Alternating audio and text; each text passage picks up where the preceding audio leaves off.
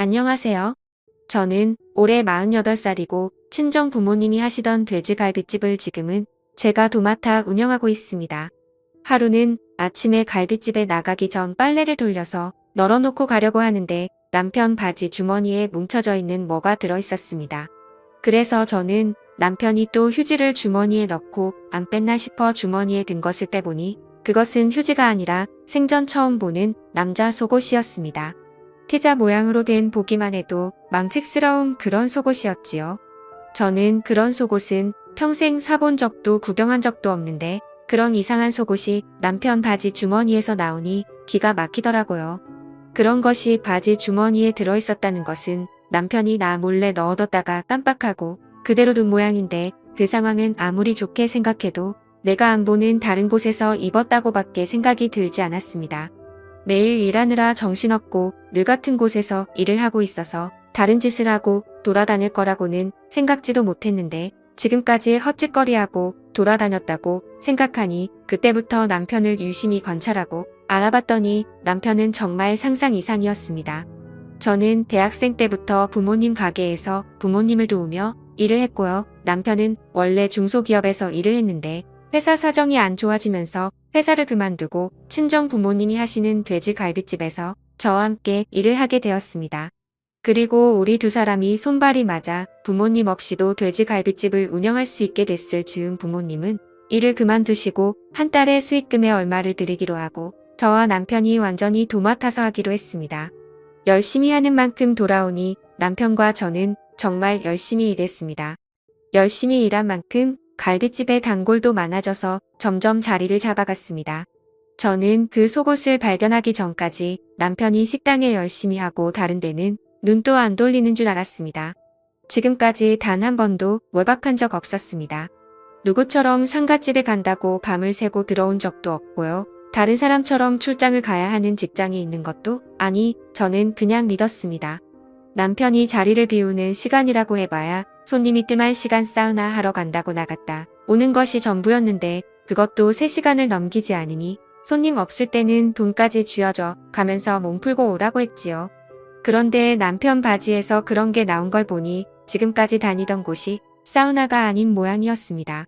바지 안에 둘둘 말린 속옷을 발견한 후에 저는 남편 카드 내역과 전화기를 확인했습니다. 카드 내역에는 별다른 것을 확인 못했습니다. 늘 현금 결제하는 모양이었습니다. 전화기 열어봤지요. 전화기에 여자랑 주고받은 문자나 이상해 보이는 통화 내역은 없었고요. 어디 예약이 되었다는 문자가 있었습니다. 보통 남편이 자리를 비우는 그 시간이더군요. 처음에 저는 사우나인 줄 알았습니다. 요즘은 사우나도 예약을 하고 들어가나 보다 했는데 느낌이 싸해서 전화를 걸어보니 마사지샵이라고 하더라고요.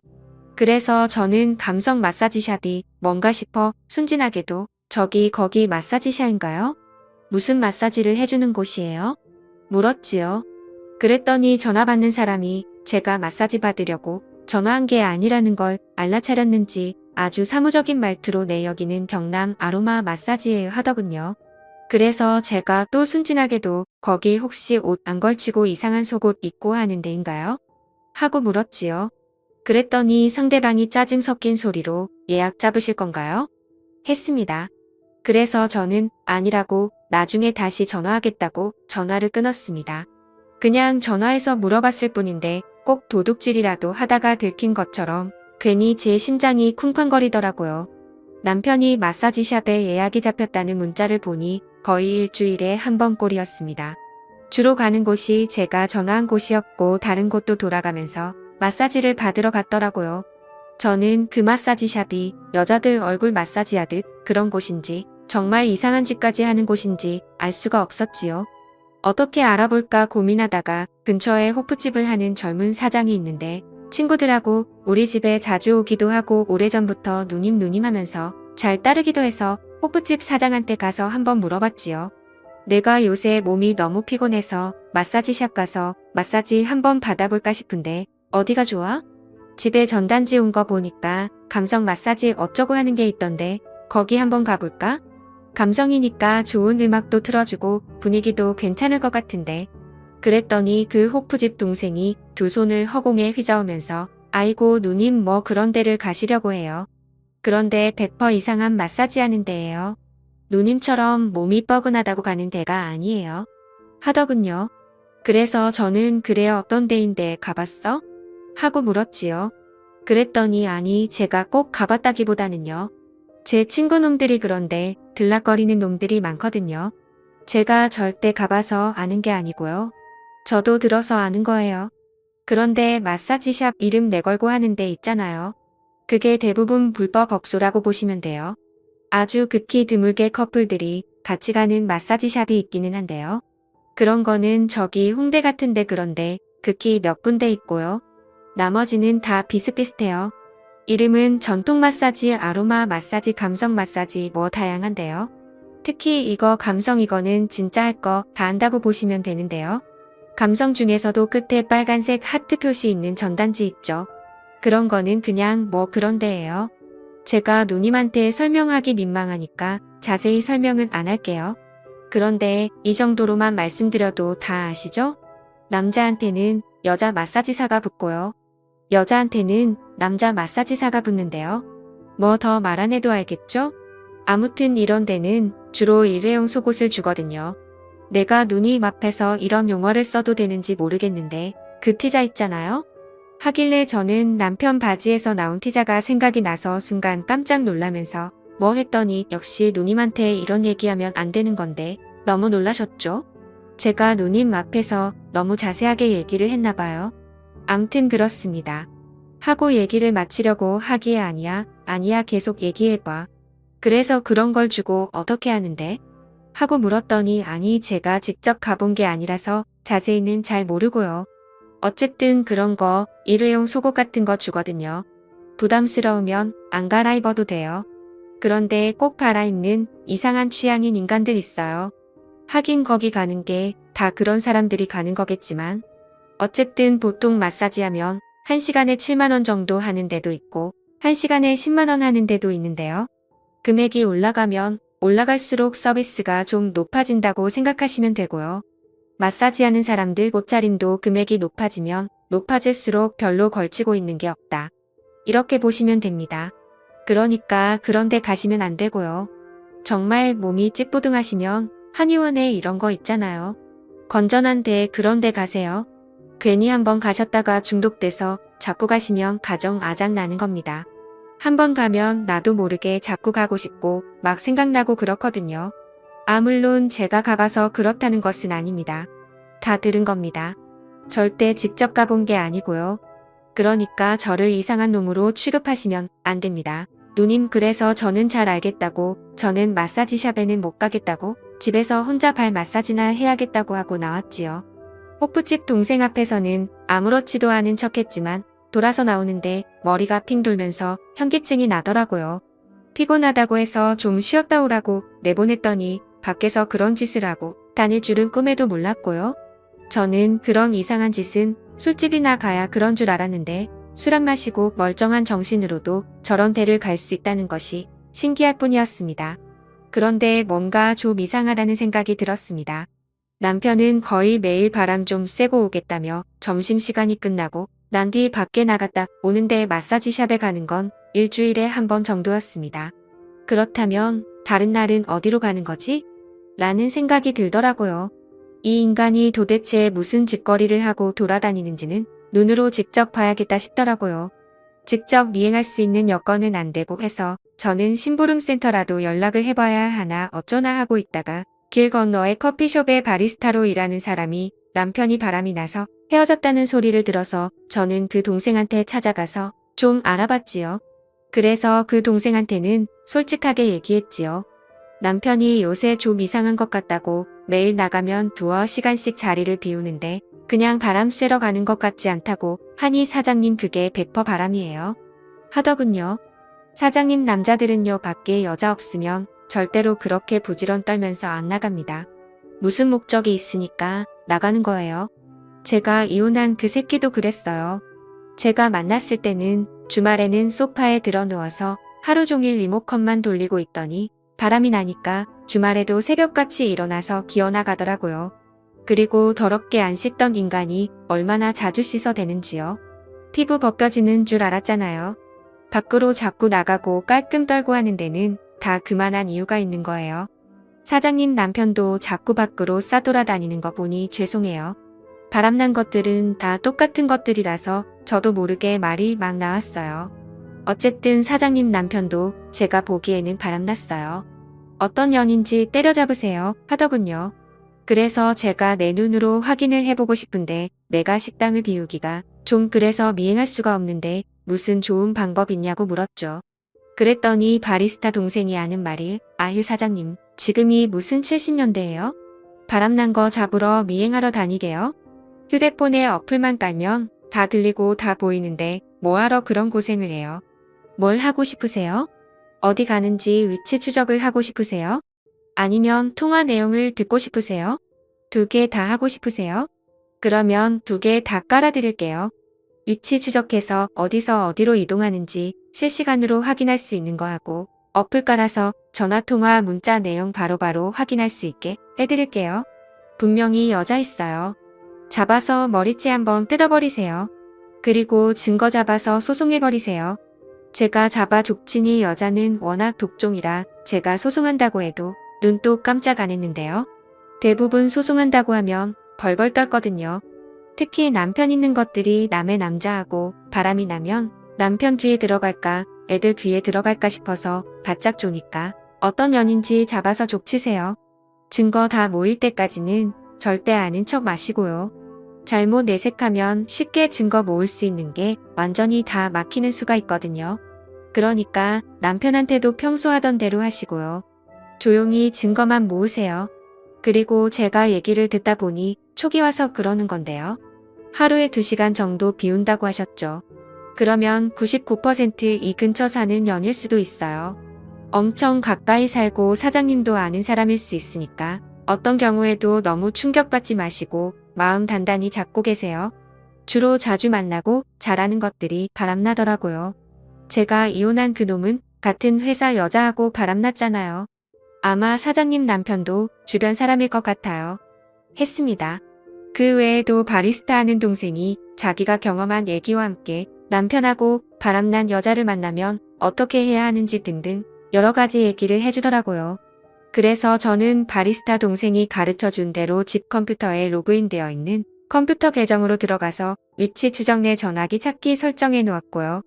실시간 전화통화 내용, 문자 내용 확인할 수 있는 앱도 남편 전화기에 깔아두었습니다.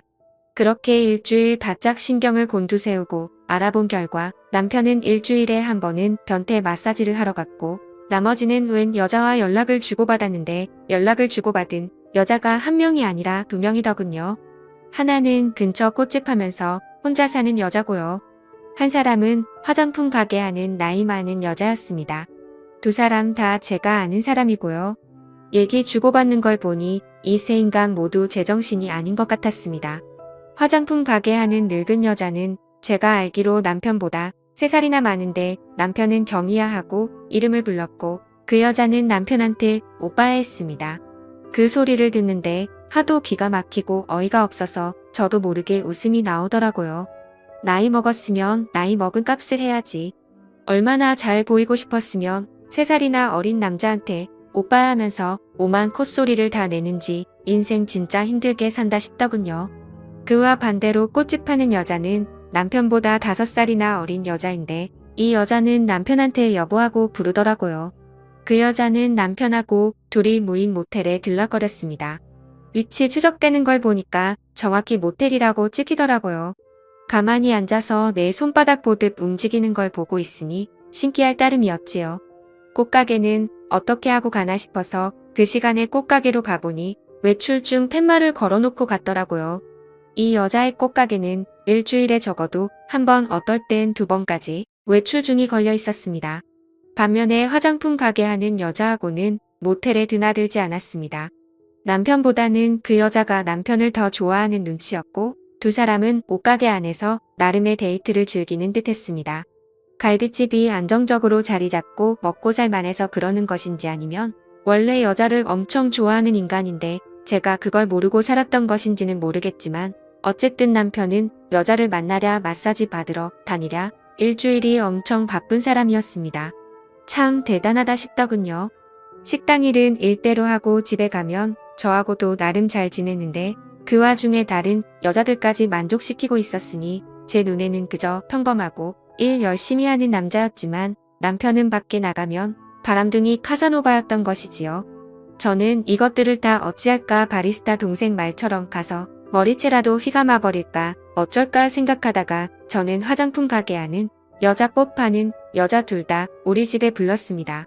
동네에서 같이 장사하면서 언제 한번 갈비 대접해야지 하고 있었는데 여태껏 마음만 있고 실천을 못했네요. 제가 월요일 저녁은 문을 좀 일찍 닫을 거니까 그때 오세요. 제가 대접할게요. 했더니 두 사람 모두 처음에는 좀 당황하더니 차마 거절하기도 뭐해서 온다고 하더군요. 저는 두 사람 모두 똑같은 시간에 불렀고 남편한테도 얘기했지요. 옷집이랑 꽃집이랑 밥 먹으러 오라고 했다고요. 그랬더니 남편이 뭐하러 사람들을 부르냐면서 일부러 뭐하러 먹이냐고 난리를 치더라고요. 그래서 저는 한 동네에서 장사하는 사람끼리 그 정도도 못하냐고 당신은 불편하면 들어가던가 했더니 남편이 자기가 불편할 게 뭐 있냐면서 자기도 있겠다고 했지요. 그리고 그 여자 둘이 도착한 날 정말 볼만했습니다. 남편은 당황해서 누구한테 눈길을 줄지 몰라 자꾸 땅바닥 하늘만 쳐다보고 당했고 옷 파는 여자는 그 와중에도 남편 옆에 앉고 싶어서 남편 옆에 앉으려고 기회를 엿보고 있었습니다. 그리고 꽃집은 무슨 배우 출신인지 원래 둘이 전혀 아무 일 없는 사람처럼 관심 없는 척했습니다. 다만 옷가게의 여자가 남편 옆에 앉아서 남편을 슬쩍슬쩍 스칠 때 꽃 파는 여자 눈이 옷가게를 째려보면서 도끼 눈이 되더라고요. 가만 보니 두 여자 다 보통 성질 아니겠다 싶더라고요. 그래서 저는 도저히 저렇게 기센 여자들 머리채 못 잡을 것 같았지요.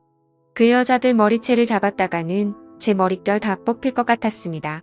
그래서 저는 옷가게의 여자와 꽃가게의 여자가 둘이서 서로 머리채 잡도록 했습니다. 테이블에 앉아서 고기를 굽고 있다가 제가 세 사람을 보면서 엄청 재밌는 게 있는데 한번 볼래요? 했지요. 그랬더니 세 사람 모두 뭐냐고 한번 보자고 하더라고요. 그래서 저는 각자 전화번호로 그동안 서로 통화한 내용 서로 주고받은 문자 내용을 같이 전송시켰습니다. 그랬더니 세 사람 얼굴이 동시에 일그러지면서 서로를 쳐다보고 저를 쳐다보더니 옷가게가 먼저 폭발했습니다. 뭐야 오빠야 이 년이랑 모텔 갔어? 나하고 만나면서 둘이 바람 피웠던 거야? 이 여시 같은 년이랑 오빠야 왜 그래? 지금까지 다 거짓말이야? 나만 사랑하는 게 아니었어? 그런데 어떻게 전현이랑 모텔을 가? 하더군요. 그랬더니 꽃가게가 이 여자가 미쳤나 봐. 어디서 2년 전현이야? 하고 옷가게의 머리채를 먼저 잡았습니다. 그랬더니 남편은 아무 말도 못하고 있고 옷가게는 뭐 늙은 여자? 늙은 여자? 하면서 광분을 발휘해서 꽃가게를 다 쥐어 뜯어놨습니다. 겉으로 보기에는 꽃가게가 더 독하고 못돼 보이는데 막상 싸움이 붙으니 옷가게를 못 당하겠더라고요. 늙은 여자라는 말에 자존심이 굉장히 상했던 것인지 온 힘을 다해서 그 여자를 쥐어 뜯어놨습니다. 그랬더니 보고 있던 남편이 두 분 그만하세요. 이거 놓으세요.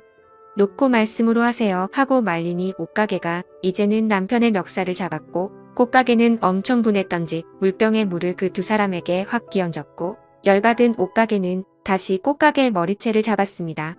그야말로 난리도 보통 난리가 아니었지요. 그날 둘이 알아서 싸워주니 손 안 대고 코 푸는 격이었고요. 그 후 저는 여자 둘 다 상간녀 소송을 걸었고 남편도 이혼 소송을 걸어 옷가게 1,500만원 꽃가게 1,500만원 남편 2,000만원 이렇게 해서 총합 5천만원의 위자료를 받았습니다. 그리고 남편 자격이 박탈됨과 동시에 우리 갈비집에서도 바로 해고시켜버렸습니다. 남편과 이혼을 해서 두 딸이 놀라기는 했지만 딸들은 나 같아도 이혼했겠다면서 자기들은 걱정하지 말라고 하더라고요. 엄마 인생이니까 엄마 하고 싶은 대로 잘했다고 했습니다. 두 딸이 그렇게 얘기를 해주니 제가 마음이 한결 가볍고 편하더라고요. 결혼해서 끝까지 잘 살면 제일 좋겠지만 아무리 생각해봐도 구제할 수 있는 인간이 있고 도저히 구제불능인 인간이 있더라고요. 100번 1000번 생각해도 구제불능인 남편과 헤어진 것은 100번 1000번 잘했네요. 저는 고등학생 대학생 두 딸 끝까지 잘 뒷바라지하면서 제 인생 살아보겠습니다.